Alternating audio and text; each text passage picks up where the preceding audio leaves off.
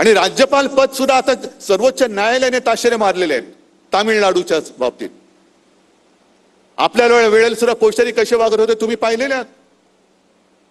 काय ते राजभवन, काय त्यांचा थाट कशाला पाहिजे।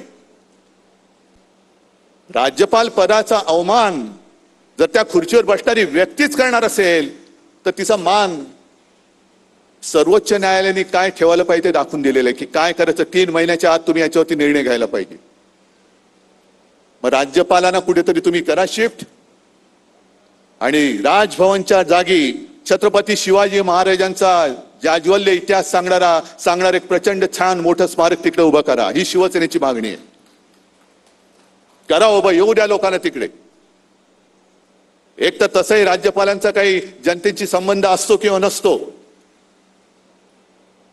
त्याला मंत्र्यांकडे एकेका मंत्र्याकडे 2-2, 3-3 बंगले घ्या काढून एखाद्या द्या ना राज्यपालांना।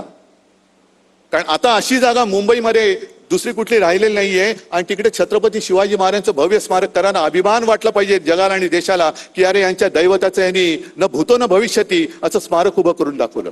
द्या, आम्ही आमचा पाठिंबा आहे तुम्हाला। पण या नाही गोष्टी करणार, नुसतं मग करायचं काय, लावालाव्या करायच्या। आज सुद्धा नाशिकमध्ये मी आलेलो आहे। तसं पाहिलं तर एकूण गेल्या वर्षभरात पाहिलं म्हणजे 2024-23 जानेवारी ते आज मी मला वाटतं 4थ्यांदा आलेलो आहे। 3 वेळा आपल्या गोल्फ मैदानावरती अनंत कानेरे मैदानात आलो होतो। प्रचंड सभा झाल्या।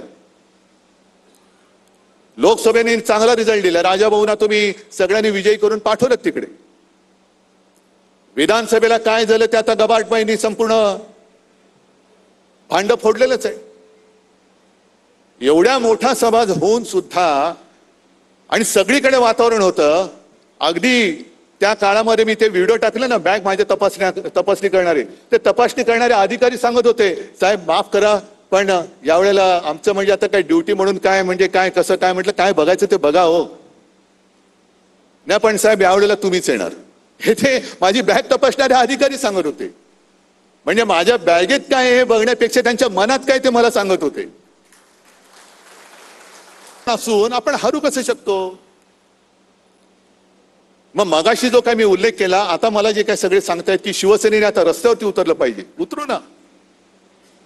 पण आता रस्ते तापलेत, सगळे काही गरम झालेलं आहे।